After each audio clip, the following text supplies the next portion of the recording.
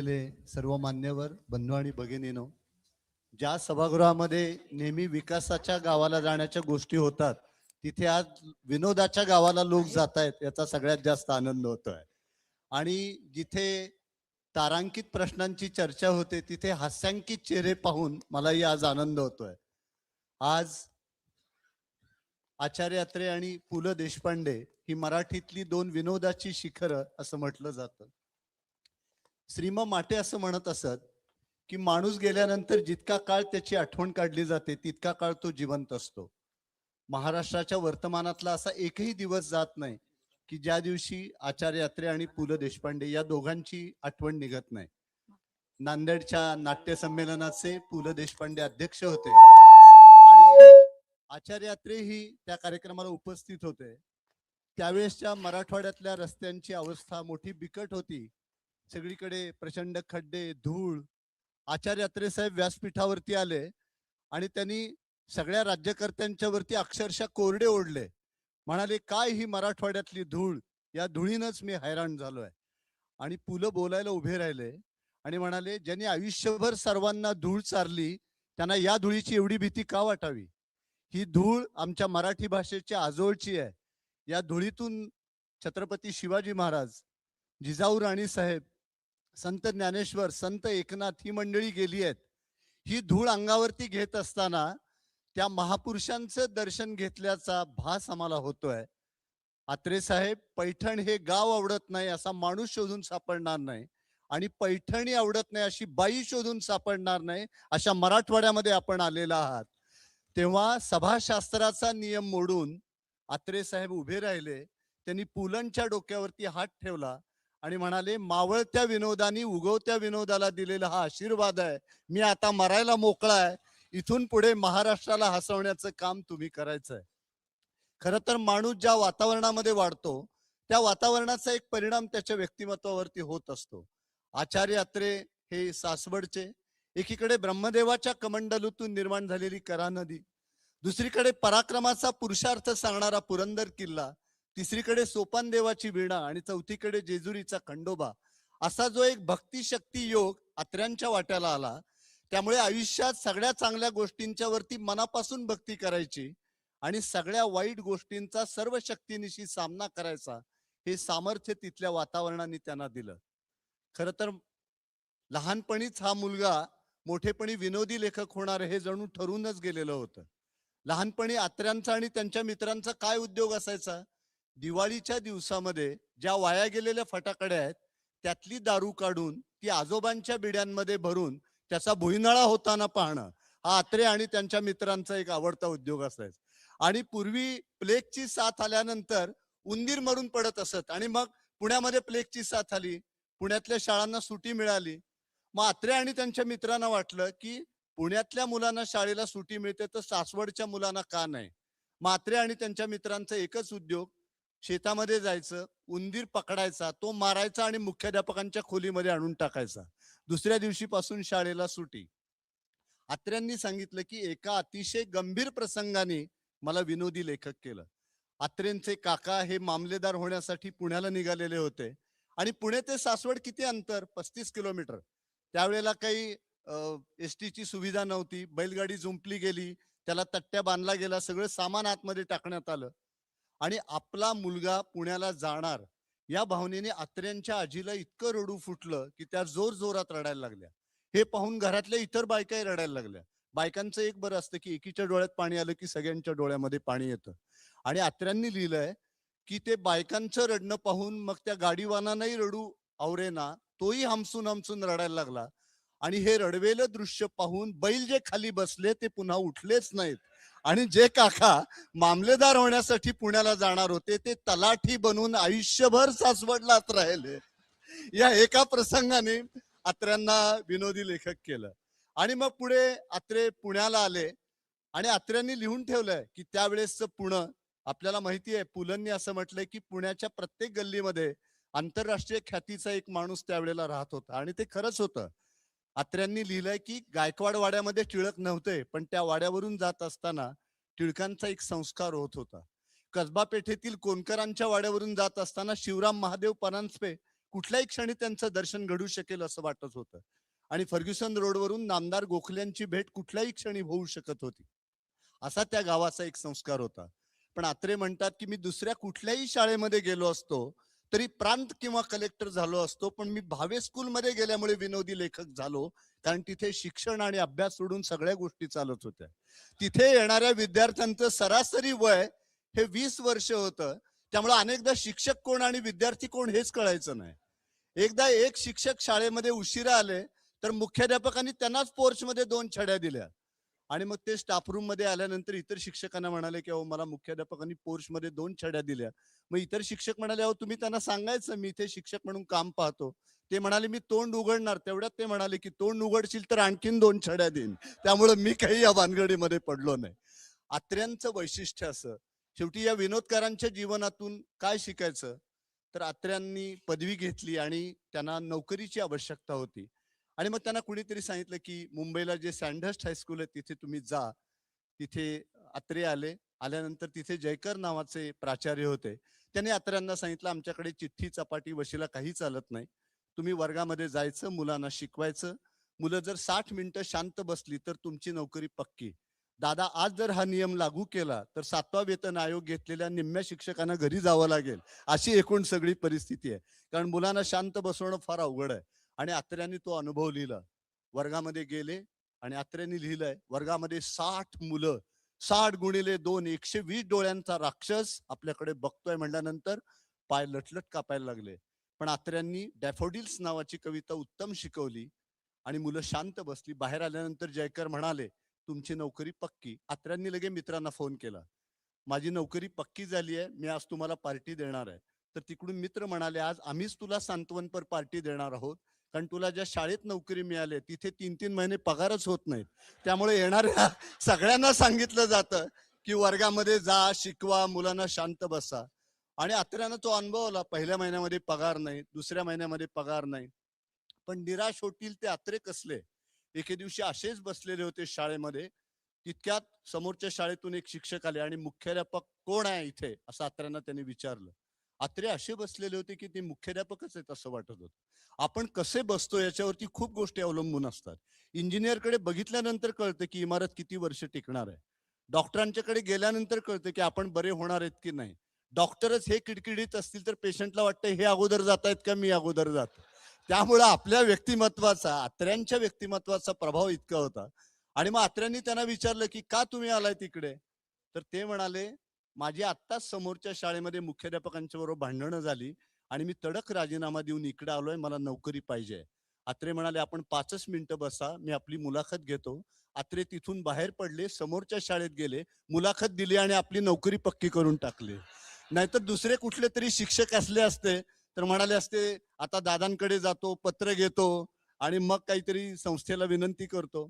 तर जीवनातल्या कुठल्याही संकटांना न घाबरता संकटांवरती कसं स्वार व्हायचं हे आचार्य अत्रेंनी आपल्याला शिकवलं. आणि पुलंचं व्यक्तिमत्व सुद्धा असंच होतं. लहानपणापासून हा मुलगा एका वेगळ्या वाटेने जाणार हे जणू ठरूनच गेलेलं होतं. म्हणजे पुलं ज्या वेळेला 10वीला शिकत होते याच मुंबईमध्ये पार्ल्याला टिळक मंदिरामध्ये साहित्य सम्राट नचिम केळकरांचं व्याख्यान होतं. त्यावेळेला गव्हर्नमेंट ऑफ इंडिया ऍक्ट नावाचा एक ऍक्ट आलेला होता. आणि मग केळकरांनी खूप गंभीरपणे भाषण दिलं. आणि त्यावेळेला पद्धत अशी असायची की तुमचं भाषण झाल्यानंतर तुम्हाला काही शंका असतील तर तुम्ही त्या विचारायच्या. तर मग त्यांनी विचारलं कुणाला काही शंका आहेत का. तर पुलंनी हात वर केला 10वीतला मुलगा आणि म्हणाले की हा जो गव्हर्नमेंट ऑफ इंडिया ऍक्ट आहे तो मला नीट समजावून सांगाल का. केळकरांनी बघितलं अगदीच मुलगा दिसतोय. ते म्हणाले बाळ तुझ्या वयाला साजेसा प्रश्न विचार. तर पुलं म्हणाले सध्या पुण्यात अंजिराचा भाव काय आहे. तर त्यामुळे लहानपणापासून हा मुलगा वेगळ्या वाटेने जाणार हे जणू ठरून गेलेलं होतं. या दोघांच्या व्यक्तिमत्वातले एक साम्य आपल्याला दिसेल की या दोघांनी शिक्षक म्हणून काम केलं आणि दोघही लोकशिक्षक या पदापर्यंत पोहोचले. अत्र्यांनी तर राजकारणाचं क्षेत्र सुद्धा वर्ज मानलं नाही आणि राजकारणामध्ये सुद्धा त्यांनी जे काम केलेलं आहे विशेषतः संयुक्त महाराष्ट्राच्या चळवळीमध्ये ते आपल्याला माहिती आहे. पण या दोन विनोदकारांचा ज्यावेळेला आपण विचार करतो आपल्याला एक गोष्ट लक्षामध्ये येईल की पुलंचा विनोद हा जखमा करणारा किंवा बोचकारणारा नव्हता तर तो गुदगुल्या करून हसवणारा होता. आणि अत्र्यांनी जगण्याच्या लढाईमध्ये विनोदाचा शस्त्र म्हणून वापर केलेला होता. आणि त्यामुळे त्या शस्त्रांनी अनेक जण घायाळ झाले. म्हणजे आत्र्यांचा विनोद हा घरातल्या छोट्या मुलांनी सगळे कपडे काढून तसंच घरामध्ये वावरण्यात आपल्याला जसं काही गैर वाटत नाही, तितक्या मोकळेपणाने समाजामध्ये वावरला. आणि पुलंचा विनोद म्हणजे एखाद्या घरंदाज सुनेनी चार चौघांच्या समोरून जाताना स्वतःचा पदर सावरी ज्या आदमीनं जावं त्या आदमीनं मराठी समाजामध्ये वावरला. आणि या दोनही विनोदाचा मराठी समाजाने तितक्याच उत्कटतेने स्वीकार केला. कारण आत्रेच असं म्हणत असत की हा समाज ओव्यांनी कधी सुधारला नाही आणि लावण्यांनी कधी बिघडला नाही. समाजामध्ये जे जे काही चांगलं आहे त्याचा एक वाईट आहे, त्याचा एक सुवर्ण मध्य साधून पुढे जाण्याची एक वृत्ती ही समाजामध्ये असते. पुलंचा विनोद हा शब्दनिष्ठ, प्रसंगनिष्ठ, उत्स्फूर्त. म्हणजे आपण उन्हाने तापलेल्या व्यक्तीने एखाद्या उद्यानामध्ये जावं आणि एखादं कारंजा अचानक सुरू होऊन मनाला प्रसन्नता लाभावी, तसा पुलंचा विनोद होता. आता विंदांचा उल्लेख या ठिकाणी निघाला.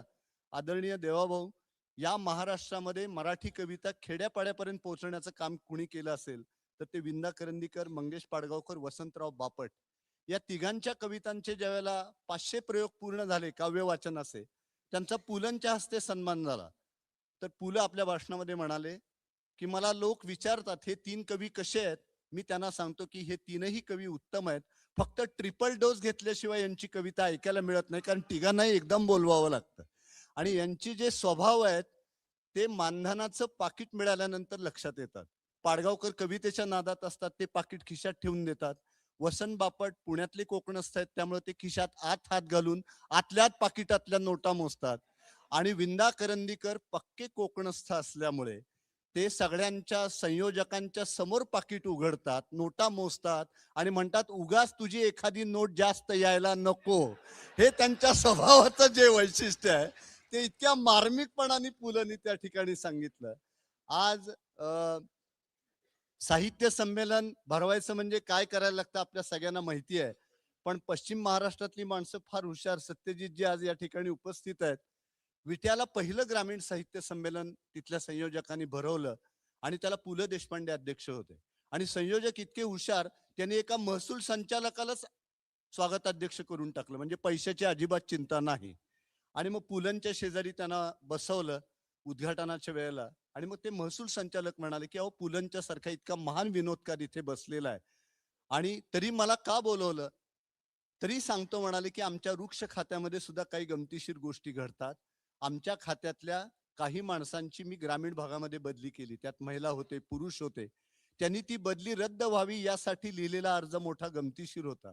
त्या अर्जामध्ये त्यांनी लिहिलेलं होतं, साहेब आपण आमची कसल्या ठिकाणी बदली केली, ना तिथे राहण्याची व्यवस्था, ना खाण्याची व्यवस्था, ना संडास, ना बाथरूम आहे, त्याला दरवाजे नाहीत, आम्हाला उघड्यावरती आंघोळ करावी लागते. खाली लिहिलं होतं, खोटं वाटत असेल तर येऊन बघा. आता हे संचालक बोलून गेले, महसूल संचालक. पुलं बोलायला उभे राहिले आणि म्हणाले हे महसूल संचालक महातयारीचे आहेत. त्यांनी अर्ज काय आला हे सांगितलं, पण कार्यवाही काय केली हे अजिबात सांगितलेलं नाही. त्यामुळे ही जी उत्स्फूर्तता होती, पुलंनी मर्ढेकरांच्या काव्यवाचनाचे कार्यक्रम केले. आणि हे काव्यवाचनाचे कार्यक्रम करत असताना मध्यंतरामध्ये त्यांना काही खायला लागत असे, तर मुंबईतले एक संयोजक त्यांनी एवढे खाण्याचे पदार्थ आणले की ते पाहिल्यानंतर पुलं म्हणाले अहो लोक मर्ढेकर ऐकायला आले, ढेकर ऐकायला आलेले नाहीत. त्यामुळं ही जी एक उत्स्फूर्तता पुलंच्या विनोदामध्ये तशीच आत्र्यांच्या विनोदामध्ये होती. आणि आत्र्यांनी जगण्याच्या लढाईत विनोदाचा शस्त्र म्हणून वापर केल्यामुळे ते गारद करून टाकत असत. दिगंबर फडके नावाचे एक कवी होते, त्यांनी आत्र्यांना पुस्तक प्रकाशनासाठी बोलवलं आणि आत्र्यांच्या वरती टीका करायला सुरुवात केली. आत्रे बोलायला उभे राहिले आणि म्हणाले अहो दिगंबर फडके, तुमचं वय पाहून मी या कार्यक्रमाला आलो. ज्या माणसाच्या नावानी घालवलेली आबरू आडनावानी झाकलेली आहे, अशा माणसांनी किती बोलायचं हे तुझं तुम्ही ठरवलं पाहिजे. पुण्यामध्ये ज्यावेळेला पानशेतचा प्रलय झाला, त्या पानशेतच्या प्रलयामध्ये मराठाचे अंक ब्लॅकनी विकले गेले. तर आत्रे साहेब आले आणि पुणेकरांनी तक्रार केली, अहो आत्रे साहेब अशा कठीण परिस्थितीमध्ये तुमचे मराठ्याचे अंक ब्लॅकनी विकत घ्यावे लागले आम्हाला. आत्रे साहेब म्हणाले दूधवाल्यांनी दूध महाग विकले, यात म्हशीचा काय दोष आहे म्हणाले. हे समोरच्याला गारद करून टाकणं. फर्ग्युसनच्या एम्पी थिएटर मध्ये सगळ्या मुलांनी ठरवलं की आत्रे साहेबांची गंमत करायची. आणि आत्रे भाषणाला उभे राहिल्यानंतर ती कापसाची म्हातारी हवेमध्ये सोडली. आत्रे उभे राहिले, त्यांनी ते सगळं दृश्य पाहिलं. शांतपणे एकच वाक्य म्हणाले, तुमच्यासारख्या तरुण मुलांनी या वयामध्ये असं म्हाताऱ्यांच्या पाठीमागं लागणं योग्य नाही. आणि त्यामुळे असे हे महान विनोदकार यांच्याविषयी खरं तासनतास बोलता येईल, पण वेळेची मर्यादा आहे. पण अत्र्यांनी एक गोष्ट जी सांगितली आहे ती मला फार महत्वाची वाटते. अत्रे असं म्हणत असत की देवादिकांनी समुद्रमंथन केलं आणि त्यांना 14 रत्न सापडली, पण विनोद नावाचं 15वं रत्न त्यांना सापडलं नाही. त्यासाठी संसारातील अनुभवाचंच मंथन करावं लागतं. आणि त्यामुळे स्वर्गामध्ये रंबा आहेत, अप्सरा आहेत, नृत्य आहे, अमृत आहे, पण विनोद नाही. तो फक्त पृथ्वी तलावरतीच आहे. आणि आज आपली दुर्दैवाची गोष्ट पहा आपण, की कुत्र्यांची कुत्री भुंकू शकतात, ती हसू शकत नाहीत. मांजरांची कळवण लागू शकते, ते हसू शकत नाहीत. वाघ सिंह डरकाळ्या फोडू शकतात, ते हसू शकत नाहीत. गाई म्हशी हंबरू शकतात, ते हसू शकत नाहीत. माणसं हसू शकतात, पण ते हसत नाहीत. अशी एकूण सगळी परिस्थिती आहे. आज मला देवाभाऊ खूप आनंद वाटला, सगळे मोकळेपणाने हसतायत. आणि त्यामुळं इथून पुढच्या काळामध्ये असे दिवस येणार आहेत की जसं तुम्ही वक्त्यांना मानधन देतात तसं श्रोत्यांना सुद्धा द्यावं लागेल, की मधून मधून टाळ्या वाजा. म्हणजे घरामध्ये विनोद झाला तर हसायचं नाही. आणि सकाळी कुठल्या तरी उद्यानामध्ये जाऊन हात वर करून कारण नसताना हसत बसायचं. अशी सगळी वेड्यांची संख्या दिवसेंदिवस वाढते आहे. पण आपल्या या दोन महान विनोदकारांनी आपल्याला सांगून ठेवलंय की जीवनातल्या कठीण प्रसंगामध्ये सुद्धा विनोद बुद्धी सोडायची नाही. अत्र्यांनी ज्यांना गुरु मानलं त्या राम गणेश गडकरींच्या शेवटच्या आजारामध्ये त्यांचा ताप काही केल्या कमी होत नव्हता. आणि डॉक्टर सारखे शेजारी येऊन चर्चा करत होते की याला घाम आला पाहिजे, घाम आल्याशिवाय यांचा ताप काही कमी होणार नाही. तर गडकऱ्यांनी दोन्ही डॉक्टरांना जवळ बोलावून घेतलं आणि म्हणाले, मला घाम यावा असं तुम्हाला वाटतं का? डॉक्टर म्हणाले, हो. मग गडकरी म्हणाले, औषध देण्याऐवजी तुमचं बिल मला दाखवा, मला घाम आल्याशिवाय. म्हणजे डॉक्टरांनी घाम आणण्याची प्रथा किती जुनी आहे.